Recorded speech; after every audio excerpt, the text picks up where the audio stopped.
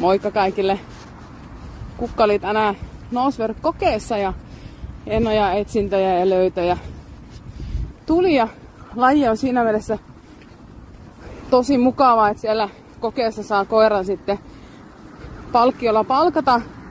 On se sitten lelu tai namit sille koiralle. Ja meillä on nyt sitten lisää palkka tässä menossa, eli kukka saa päättää ihan täysin meidän kulkuvauhdin ja kulkusuunnan, niin mennään koiran ehdolla tämä lenkki.